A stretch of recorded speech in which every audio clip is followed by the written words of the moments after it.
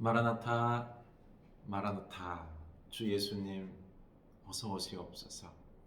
제 마음속에 우리 가정 가운데에, 우리 교회 가운데에 어서 오시옵소서. 갈망하고 있는지요? 우리 예수 그리스도를 기다립시다. 어서 오시기를, 내 마음에 모실 수 있기를 축복합니다. 네.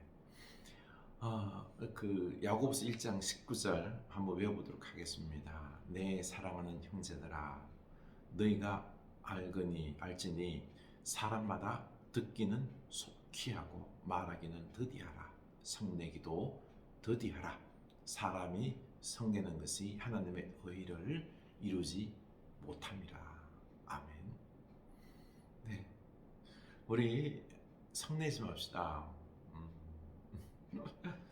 저도 얼마 전에 아내에게 괜히 막 성이 나더라고요. 이 말씀을 가만히 이렇게 딱 떠오르던데요. 내가 아내 말 듣기보다 내 감정이 먼저 앞서다 보니까요. 이 아내의 마음, 말 이런 부분들이 이해가 안 가고 내 생각과 내 판단 속에서 빨리 재단을 하면서 이렇게 화를 내고 싶은 마음이 막 생기는 것 있죠. 그렇습니다. 우리 말은 좀 더디하고 먼저 들읍시다. 네. 한 주간 하나님 말씀을 잘 듣고 가족들의 말들을 잘 듣고 우리 하나님의 나라 의를 이루는 여러분의 가정 될 수 있기를 축복합니다. 네. 묵상 우리 이 지에 나온 말씀입니다. 마가복음 5장 25절. 그런데 12해 동안 혈루증 알아온 여자가 있었다. 여러 의사에게 보이면서 고생도 많이 하고 재산도 다 없앴으니 아무 효력이 없었고 상태는 더 악화되었다. 이 여자가 예수의 소문을 듣고서 뒤에서 무리 가운데로 끼어들어 와서는 예수의 옷에 손을 대었다. 그 여자는 내가 그의 옷에 손을 대기만 하여도 나을 터인데 하고 생각하고 믿었던 것이다. 그래서 곧 출혈의 근원이 마르니 그 여자는 몸이 나은 것을 느꼈다. 아멘. 네, 혈루증 이 부분은요, 이 병은 사실 12해 동안 앓았다 그랬죠. 그렇죠? 이거는 부정한 병이에요. 그래서 성전에 갈 수도 없고요. 다른 사람들과 같이 접촉도 할 수 없는 참 너무나도 고통스러운 병이에요. 하나님으로부터 저주받은 어떤 그런 사람으로서 많은 사람들이 외면하는 얼마나 고통스럽겠습니까? 그렇죠? 이게 낫기 위해서 12년 동안 재산을 다 탕진한 거죠. 근데 예수님께서 낫게 하신다는 병을 고치시는 능력이 있음을 듣고는요. 예수님을 찾아간 거죠. 그리고는 그 마음 속에서 갈급한 마음 속에서 가난한 마음 속에서 믿음이 생겼죠. 되기만 하면 나을 것이다. 사실이요. 자기가 혈루증을 앓고 있기 때문에 사람들한테 들키면 안 돼요. 부딪히면 안 돼요. 왜냐하면 자기를 닦기만 하면 그 사람은 더러워지기 때문에 몰래 그 사이를 비집고 가서 다른 사람들 알면 안 돼요. 그렇죠? 손을 댄 거죠. 그러면 나을 것이다라고 하는 이런 믿음의 확신, 참 이게 복된 겁니다. 우리도 이런 믿음의 확신이 있을 수 있기를 원합니다. 그래서 예수님이 단번 알아챘습니다. 그녀가 나았음을 선포한 거죠. 많은 사람들에게 들켰어요. 그런데요, 들키는 게 낫습니다. 왜냐면요, 이 혈루증이 나은 것에 대해서 많은 사람들이 알게 되면은 나는 이제는 부정한 여인이 아니라 나는 깨끗한 여인이 되어서 어디든 예배하러 하나님께 갈 수 있기 때문에 그런 거죠. 함께 사회생활 할 수 있기 때문에 그런 거죠. 네, 그렇습니다. 우리 주님은 다 아십니다. 우리가 예수 그리스도를 이 혈루증 앓은 여인처럼 예수 그리스도를 기다릴 수 있기를 원합니다. 기다리고 갈망합시다. 나을 수 있다라고 하는 이 믿음의 확신이 있을 수 있기를 원합니다. 우리 주님은 나보다 나를 더 잘 않습니다. 우리 이번 대림절 성탄절을 통하여 우리 주님께서 우리 가정에 나에게 주시고자 하는 축복이 있을 것입니다. 그 은혜를 여러분 누릴 수 있기를 축원합니다. 네, 전도서 5장 9절입니다. 전도서 5장 9절 보면은요, 땅의 소산물은 모든 사람을 위하여 있나니 왕도 밭의 소산을 받느니라. 은을 사랑하는 자는 은으로 만족하지 못하고 풍요를 사랑하는 자는 소득으로 만족하지 아니하나니 이것도 헛되도다. 재산이 많아지면 먹는 자들도 많아지나니 그 소유주들은 눈으로 보는 것 외에 무엇이 유익하랴. 노동자는 먹는 것이 많든지 적든지 잠을 달게 자거니와 부자는 그 부유함 때문에 자지 못하느니라. 아멘. 네, 오늘 재물, 재산에 대한 말씀입니다. 우리는 이 땅 살아가면서 부자가 되길 원하죠. 재산을 막 쌓기를 원합니다. 많이 쌓아서 부자가 되고 그걸 누리길 원하는데요. 참 이런 재물관, 재물에 대한 지혜가 있어야 되는 것입니다. 첫 번째 보면은요, 은을 사랑하는 자는 은으로 만족하지 못하고 풍요를 사랑하는 자는 소득으로 만족하지. 이 재물, 이 욕심, 이게 만족이 된다고 해요. 만족이 안 돼요. 그래서 문제인 것입니다. 우리는 부자가 되면 어느 정도 내가 부를 쌓으면 만족하고 거기서 즐길 줄 알 것이라는 생각은 아니에요. 만족이 없어요. 그 욕심이 더 커집니다. 더 쌓는 거죠. 쌓느라고 인생 다 허비합니다. 이게 문제라는 거죠. 첫 번째는요, 이 재물은 만족함이 없다는 거예요.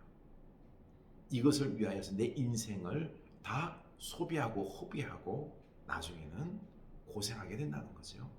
두 번째는요, 재산이 많아지면 먹는 자들도 많아지나니 그 소유주들은 눈으로 보는 것 외에 무엇이 유익하랴. 재산 많고 하면은요, 그 비용이 많이 들어갑니다. 그렇죠? 우리 뭐 기업 하시는 분들 뭐 재산이 많아서 좋겠다 아니에요. 다 빚이에요. 그리고 그 비용들이 어마어마하게 들어가는 거예요. 그냥 그 기쁨은 뭐밖에 없다고요? 그냥 눈으로 보는 것. 아, 내가 큰 기업 가지고 있네. 우리 땅이 이렇게나 많네. 이것밖에 눈으로 보는 즐거움 그밖에 없다는 거예요. 그리고 세 번째는요, 노동자는 먹는 것이 많든 적든지 잠을 달게 자거니와 부자는 그 부유한 때문에 자지 못하느니라. 노동자는요 참 잘 자요.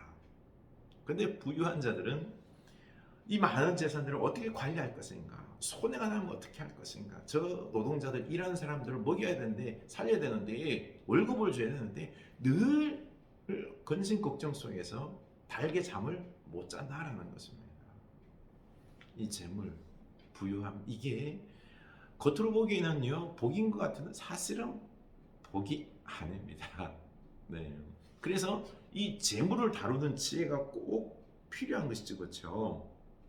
그래서 13절 보면요, 내가 해 아래에서 큰 패단되는 일이 있는 것을 보았나니 곧 소유주가 재물을 자기가 해가 되도록 소유하는 것이라.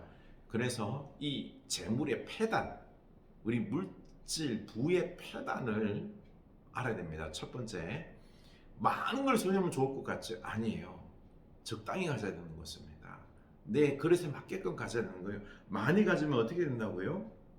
도리어 그 소유로 말미암아 내가 해를 당한다는 것입니다. 해를 당한다는 거예요. 다루는 그릇이 능력이 안 되면요, 그게 도리어 해라는 것입니다. 두 번째는요, 16절, 그 재물이 재난을 당할 때 없어지나니 비록 아들은 낳았으나 그 손에 아무것도 없느니라. 재난 당할 때요, 한 번에 없어지는 거예요. 요즘 그 코로나를 겪으면서 얼마나 많은 잘 나가는 자영업자들, 그런 사람들 많았잖아요. 그렇죠? 한 번에 빚더미 아니었습니다. 이런 거 다 알아는 거죠. 세 번째는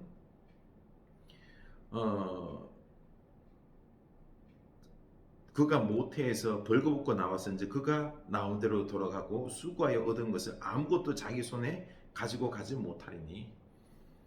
올 때 빈손으로 왔잖아요. 갈 때도 빈손으로 간다는 거죠. 수고만 잔뜩 하고 그리고 그냥 자기네 빈손으로 가는 거예요. 그거 누구한테요? 자기 자식들이나 아니면 남한테 다 남겨주고 간다는 거죠. 그러니 욕심 부릴 필요가 없는 것입니다. 남 좋은 일 하고, 그렇죠? 잘 생각해야 되는 것입니다. 잘 생각해야 되는 것입니다. 욕심 챙기자고요. 내 몸 망가지고 늘 근심 걱정 속에 사는 게 이게 참 지혜로운 것일까요? 한번 잘 생각해 보시기 바랍니다. 큰 불행이다라는 거죠. 바람 잡는 것과 같다는 것입니다. 17절 일평생 어두운 데서 먹으며 많은 근심과 질병과 분노가 그에게 있느니라. 어두운 데서요 먹는 거예요. 남들 막 하는 것보다 자기네만 근심 속에서 그냥 어두운 데서 먹고 또 속 썩고요. 남이 알아줍니까? 알아주지 않잖아요. 분노하고요. 참 병 걸리고 이런 어려움 속에서 고통 속에서 늘 살아가야 된다는 거죠. 남이 모르는 고통이에요. 남이 모르는 고통이에요. 이게 진정 여러분 축복일까요? 잘 생각해 보시기 바랍니다. 그래서 진짜 이 재물 잘 다스리고 행복하게 살기 위해서는요. 18절 사람이 하나님께 그에게 주신 바 그 일평생에 먹고 마시며 헤아려서 하는 모든 수고 중에서 낙을 보는 것이 선하고 아름다움을 내가 보았나니 그것이 그의 몫이로다. 일평생 먹고 마시면 하나님은 우리에게 일평생 먹고 마시고 살 수 있는 재물들 그 자신의 몫을 주신다는 것입니다. 염려하지 마세요. 내 먹고 사는 목 하나님이 다 주십니다. 주십니다. 그러니 욕심내지 말라는 거죠. 또 19절 또한 어떤 사람에게든지 하나님이 재물과 부요를 그에게 주사 능히 누리게 하시며 제 몫을 받아 수고함으로 즐거워하게 하신 것이 하나님의 선물이라. 하나님은요 몫을 주었어요. 누리고 살 수 있도록 그 몫을 그만한 것들을 줬다는 것입니다. 그러니 이걸 어떻게 해요? 선물로 알고 누리라는 거예요. 선물은 뭐예요? 선물. 하나님이 주신 거예요. 내 소유로 생각하지 말고 선물로 생각하고요. 나누라는 겁니다. 즐기라는 겁니다. 누리라는 것입니다. 그걸 자꾸 쌓으려고 하지 말라는 거죠. 하나님이 때 되면 우리에게 선물로 막 부어주시는 것입니다. 내 걸 주장하지 말라는 거죠. 그리고 20절 그는 자기의 생명의 날을 깊이 생각하지 아니하리니 이는 하나님이 그의 마음에 기뻐하는 것으로 응답하시니라. 생명의 날, 내 미래, 내 삶의 날들을 갖다 막 계수하면서 미래에 대해서 그렇죠. 아, 내가 이렇게 살 날이 얼마 있으니까 막 쌓아놔야지. 무슨 일이 있으면 안 되지. 하면서 자꾸 미래를 생각하면서 쌓고 염려하며 그러면서 더 많이 쌓으려고 하는 내가 만약에 암에 걸렸는데 또 내가 만약에 어려워서 나 고칠 돈이 없어서 요양 가면 어떡할까 이런 생각하면서 검증 걱정하면서 살지 말라는 거예요. 하나님께 다 맡기고요. 기뻐하면서 누리며 살라는 것입니다. 이게 축복인 것이죠. 여러분 오늘 이 말씀 가지고 우리가 재물관을 똑바른 재물관을 가지고 살아가는 지혜로운 여러분 될 수 있기를 축원합니다. 아멘.